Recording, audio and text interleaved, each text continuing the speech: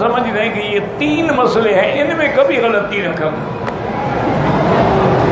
آدمی کتنا گناہگار ہو، یعنی قاتل ہے، توبہ کرے وہ بھی بخشا جائے گا۔ جیسا کہ صحیح روایات پہ ہے کہ ایک آدمی نے 100 قتل کیا، اللہ تبارک و تعالی نے بخش دیا۔ اسی طرح جو وحشی تھا، یعنی سیدنا امیر حمزہ رضی اللہ تعالی عنہ کو جس نے شہید کیا تھا، اور اس نے پھر حضرت سیدنا حمزہ کو ٹکڑے ٹکڑے کیا، ان کا جگر نکالا، کلیجہ نکالا، اور ان کے وجود کو مسلح کر دیا۔ اتنا اس نے ظالمانہ کام کیا، حتیٰ کہ حضور پاک نے دیکھا تو آپ کے آنسو نکل آئے، اور آپ نے یہ بھی فرمایا کہ لولا صفیہ تھا، اگر مجھے اس کی بیٹی صفیہ کا غم نہ ہوتا نا تو میں اسی طرح لاش چھوڑ دیتا، احد میں دفن بھی نہ کرتا، تاکہ قیامت میں کہہ سکوں کہ یا اللہ تیری توفیق کے میرے چاچے کے ٹکڑے تو دیکھیں کتنے ہوئے۔ لیکن وہ برداشت نہیں کر سکے تھی، اس لیے حضور نے حکم دیا کہ دفن کیے جائیں گے۔ تو سیدنا حمزہ وہیں احد کے دامن میں دفن ہوئے، اور صحابہ شہداء احد بھی وہیں دفن ہوئے۔ تو وہ وحشی جو قاتل تھا نا جی، وہ اکثر لوگوں سے، ملنے والوں سے پوچھا کرتا تھا کہ یار میں نے بہت بڑا جرم کیا،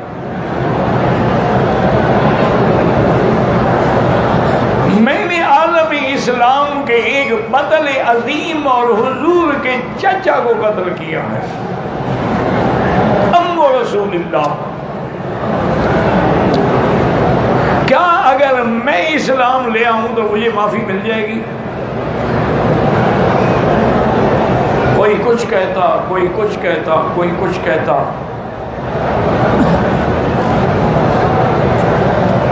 تو اب جناب جب یہ آیت اتری نا کہ یا عبادی الذین اسرفوا علی انفسہم لا تقنطوا من رحمت اللہ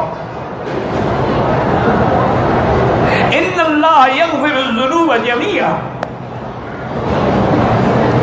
جب یہ آیت اتری تو اس کا ایک دوست آیا، اس نے کہا بھائی آج آیت آئی حضور کی، اللہ نے قرآن میں اتاری ہے کہ میرے بندوں سے کہہ دو جنہوں نے گناہ کیے ہیں، زنا کیے ہیں، قتل کیے ہیں، تمام کبائر کے مرتکب، ان کو کہو کہ مایوس نہ ہوں، میری رحمت بہت بڑی ہے، اگر توبہ دل سے کرو تو اللہ سارے گناہ بخش دے۔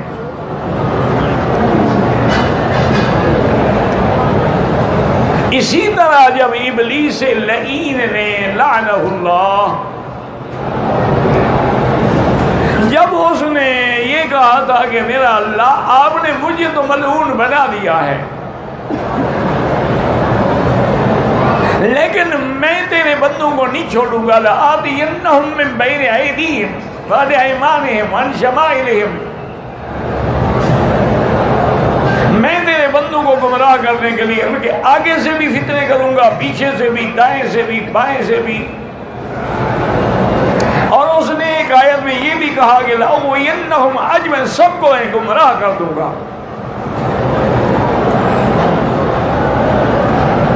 تو اللہ پاک نے قرآن میں ہے فَبِعِزَّتِكَ، ابلیس نے قسم کھائی فَبِعِزَّتِكَ، مجھے تیری عزت و جلال کی قسم ہے۔ اب دیکھو ابلیس بھی اللہ کی قسم کھاتا ہے، مسلمان پیر کی قسم کھاتا ہے، مجھے پیر کے آستانے کی قسم اور مجھے پیر کے پنڈے کی قسم۔ یاد رکھ لیں کہ اللہ کے سوا اگر کسی کی قسم کھائے آدمی تو کافر ہو جاتا، یہ کوئی معمولی گناہ نہیں ہے۔ جیسے لوگ کہتے ہیں مجھے آنکھوں کی قسم، مجھے دیکھو جی بیٹے کے سر کی قسم، یہ کفر ہے، کفر۔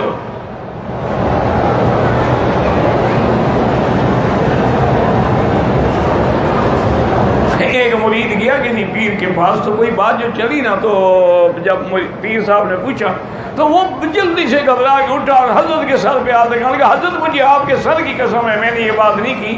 یار آدمی بڑے سمجھدار ہو گیا، جھوٹی قسم کرے مروں تو میں مروں نا، میرے سر کی قسم ہے نا۔ میں نے کہا ایسے مرید دو چار اور ہو جائے تو پھر میرا کام چل پڑے گا۔ ابلیس ہے، لعنتی ہے، مردود ہے، مرجوم ہے، لیکن قسم اللہ کی کھا بھی عزت کا لأغوینہم اجمعین، مجھے آپ کی عزت و جلال کی قسم ہے میں تیرے سارے بندوں کو گمراہ کر دوں گا۔ پتہ ہے اللہ پاک نے اس کو جواب کیا دیا؟ اللہ نے فرمایا فبعزتی وجلالی، اللہ نے فرمایا بدبخت مجھے بھی اپنی عزت و جلال کی قسم ہے کہ اگر بندوں کے گناہ ریت کے ذروں کے برابر ہوں اور توبہ کریں گے میں بھی بخشنے کے لیے تیار ہوں۔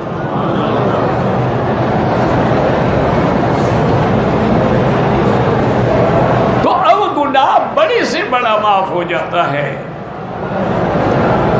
یعنی قتل ہے، زنا ہے، چوری ہے، ڈاکہ ہے، بدعات سب معاف ہو جاتے ہیں دل سے سچی توبہ کریں۔ اور یہ بھی یاد رکھ لیں کہ توبہ کا معنی یہ نہیں ہوتا کہ یا اللہ میری توبہ اور میری توبہ 1,00,000 توبہ اور 1 کروڑ توبہ، یہ کوئی توبہ نہیں ہے، تو نعوذ باللہ مذاق ہے اللہ کی عظمت سے۔ توبہ کا معنی یہ ہوتا ہے اس گناہ کو فوراً چھوڑ دے اور جو کچھ کیا ہے اس پہ ندامت و شرمندگی ہو کہ ہائے میں کیا کر بیٹھا، اور عزم ہو کہ آئندہ کبھی میں یہ گناہ نہیں کروں گا۔ جب یہ 3 شرطیں ہوں گی تو توبہ قبول ہوگی۔ صرف توبہ کرنے سے توبہ قبول نہیں ہوتی، وہ توبہ ہی نہیں ہوتی تو قبول کیا ہو؟ جیسے کہ حضرت حسن بصری فرماتے تھے استغفار ہونا یحتاج الی الاستغفار، وہ فرماتے تھے ہم جو توبہ کرتے ہیں یہ تو خود محتاج ہے کہ اس سے پھر توبہ کریں کہ ہم تو جھوٹ بول رہے ہیں۔ اب دیکھو نا آدمی نے داڑھی منڈائی ہوئی ہے، سگریٹ کی ڈبی جیب میں ہے، ملتزم پہ کھڑا یا اللہ میری ہر بڑے چھوٹے گناہ سے توبہ، گناہ کر کے تو تم کھڑے ہو توبہ کس بات کی کر رہے ہو؟ پہلے گناہ تو چھوڑو۔ تو اس لیے حضرت وحشی نے کہا کہ بھائی اس آیت سے البتہ مجھے امید ہو گئی ہے، اب میں حضور کی خدمت میں جاتا ہوں۔ وہ کہتے ہیں کہ میں حضور کی خدمت میں آیا، رحمت دو عالم صلی اللہ علیہ وسلم صحابہ کے اندر بیٹھے ہیں، میں نے چہرے پہ کپڑا ڈالا ہوا ہے، کیوں حضور کے سامنے پیش ہوتے تو شرم آتی ہے، حضور کے چاچے کا قاتل ہے، اور قتل کیوں کیا تھا کہ بی بی ہند نے، یہ بھی حضور کی چاچی ہے، ابو سفیان کی بیوی ہے، اس نے اس قاتل کو کرائے کے قاتل کو پیسے دیے تھے کہ تم سیدنا حمزہ کو قتل کر کے اس کا جگر نکال کے لے آؤ میں کچا کھاؤں گی، اس لیے اس نے جا کے قتل کیا تھا۔ اب جب آیا تو اس نے عرض کیا کہ یا رسول اللہ صلی اللہ علیہ وسلم میرا ایک سوال ہے کہ آدمی گناہ گار ہو اور مشرک ہو، کافر ہو، قاتل ہو، اگر وہ اسلام لائے تو اسلام میں گنجائش ہے کہ مجھے معافی مل جائے؟ آپ نے فرمایا اللہ کے بندے تم عجیب آدمی ہو، تم نہیں سنا کہ الاسلام یہدم ما کان قبلہ، اسلام لانے سے پہلے پھر جتنے گناہ ہیں وہ سب ختم ہو جاتے ہیں، مٹ جاتے ہیں۔ جب اسلام لایا تو اس سے پہلے ہاں، لیکن ایک بات یاد رکھو، اللہ کے حقوق میں جو گناہ ہے اگر بندوں کا حق ہے وہ اسلام لانے سے بھی معاف نہیں ہوتا، وہ حق قرض ادا کرنا پڑے گا۔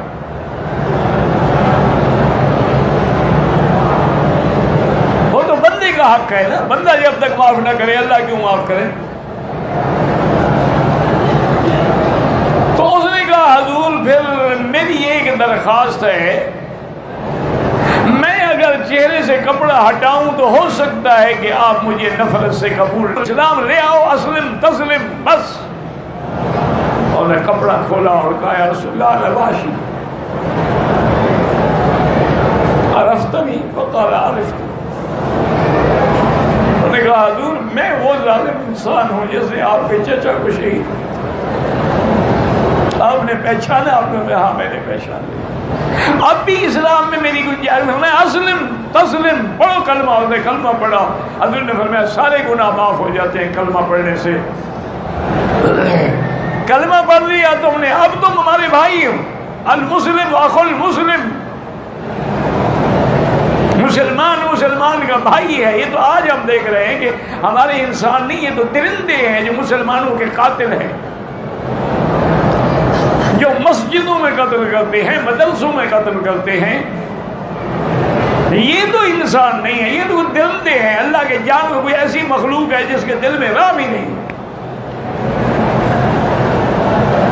آپ نے زندگی میں کبھی سنا تھا کہ 8 سال کی لڑکی سے نعوذ باللہ زنا کیا جائے؟ یہ انسان ہے؟ یہ تو درندے ہیں، درندے. ان کو جب تک اسلام کی سزائیں نہیں دو گے کبھی تمہارے ملک میں امن نہیں ہو سکتا. یہ کیا سزا ہے کہ 2 سال کے بعد پھر نکل آیا، کوڑے مار دیے، مہینے کے بعد ٹھیک ہو گیا. اب جب وہ سامنے بیٹھا تو حضور نے فرمایا کہ دیکھو وحشی، اب تم ہمارے بھائی ہو، مسلمان ہو، لیکن ایک بات میں تم سے کہتا ہوں، اگر میری بات مان لو، حکم نہیں دیتا، کہتا ہوں. انہوں نے کہا حضور فرمائے. انہوں نے کہا تم میرے سامنے نہ بیٹھا کرو. میں جب دیکھتا ہوں تو مجھے اپنا چاچا حمزہ یاد آیا رضی اللہ عنہ. اللہ اکبر. وحشی کھڑا ہو گیا. اس نے کہا حضور السلام علیکم. الحمدللہ میں مسلمان ہو گیا، لیکن میری ذات سے آپ کو تکلیف پہنچتی ہے. میرا وعدہ ہے میں کبھی آپ کے سامنے نہیں آؤں گا. وہاں سے نکل گیا. اللہ اکبر اللہ اکبر. ایک اللہ کے ولی نے کیا بڑی بات کی ہے. اور نے کہا مولا ہمارے گناہوں کا حساب تو ہوگا، لیکن حضور کے سامنے میرا حساب نہ ہو. حضور اگر فرما دے کہ میرے امتی ہو کر یہ تم نے کیا کیا ہے. ویشی وہاں سے چھپ گیا، پھر کسی کو بھی پتہ نہیں کہ واشی کہاں ہے. جب سیدنا ابی بکر صدیق رضی اللہ تعالی عنہ خلیفۃ رسول اللہ صلی اللہ علیہ وسلم بلا فصل صاحب الغار و صاحب المزار رضی اللہ، ان کے دور خلافت میں جب مسیلمہ بن الکذاب جس نے جھوٹی نبوت کا دعویٰ کیا تھا، یہ مسیلمہ جو ہے نا یہ یمامہ کا تھا، ریاض کے قریب کا ایک علاقہ ہے.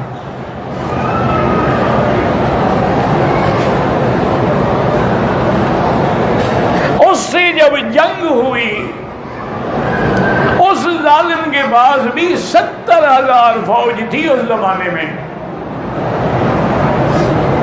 یہ نہ کہو ہر جھوٹے کو بھی مرید مل جاتے ہیں. اب دیکھا نہیں ہے بدعت والوں کے ڈیرے بھی چل رہے ہیں، مشرکوں کے ڈیرے بھی چل رہے ہیں، جھوٹے عاملوں کے ڈیرے بھی چل رہے ہیں، جھوٹے منجمین کے ڈیرے بھی چل رہے ہیں، جھوٹا اسم اعظم کا دعوے، سب کی مارکیٹ بنی ہوئی ہے. مرزا غلام احمد قادیانی کا ڈیرا بھی چل رہا ہے نا. ہر بندہ جانتا ہے کہ وہ مرتد ہے، ہر بندہ جانتا ہے کہ وہ یعنی نبی ہونا تو بڑی بات ہے، شریف انسان بھی نہیں تھا. نبی ہونا تو بڑی بات ہے، وہ تو کوئی اچھا انسان بھی نہیں تھا.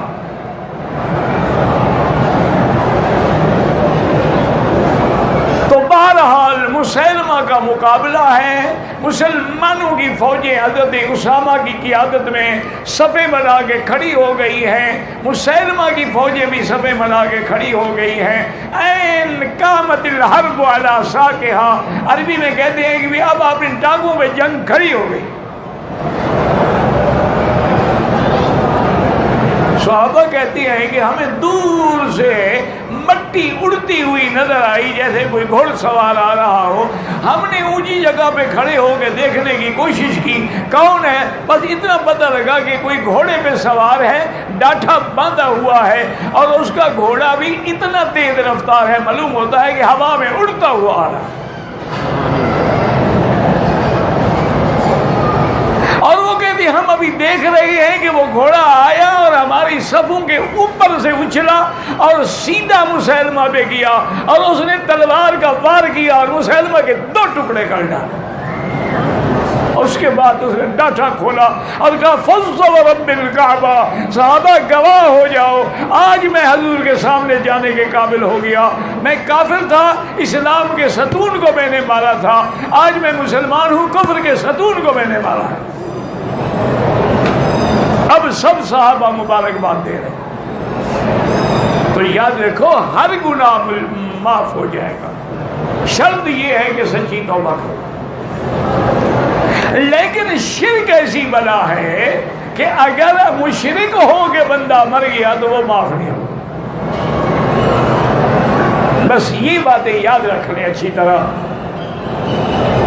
کہ اگر ایک آدمی مشرک ہے, غیر اللہ کو پکارتا ہے, غیر اللہ کو سجدہ کرتا ہے, یہ ضروری تو نہیں کہ وہ ہندو ہو. اگر ہندو اپنے بھگوان کو پکارتا ہے, تم بھی تو داتا کو پکارتے ہو.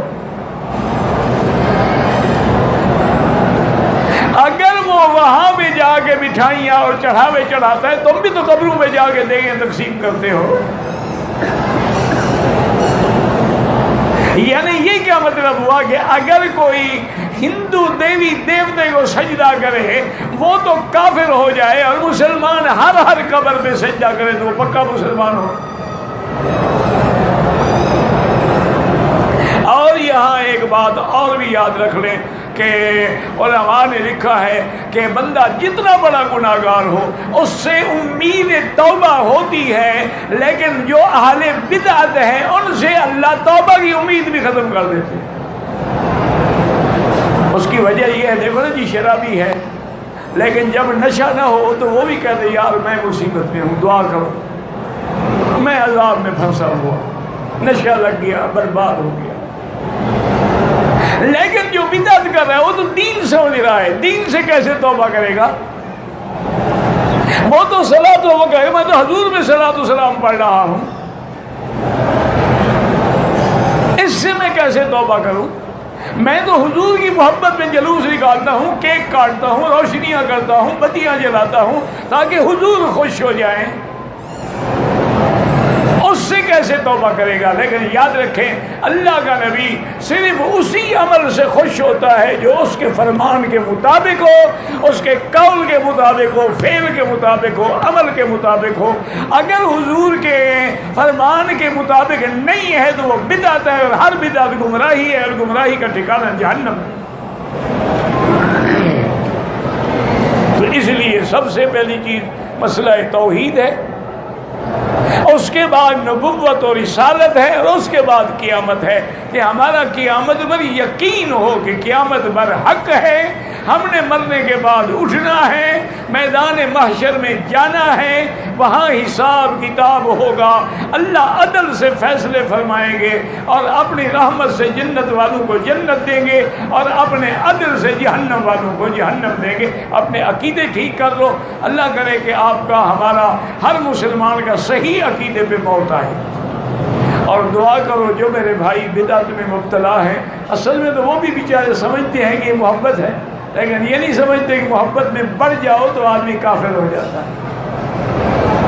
ایک آدمی اگر محبت سے, آپ سے میں مسئلہ پوچھ لیتا ہوں کہ اگر ایک آدمی محبت سے اپنی بیوی کو کہہ دے کہ مجھے تم اتنی پیاری ہو, اتنی محبت ہے, تم تو میری ماں ہو, کیا خیال ہے؟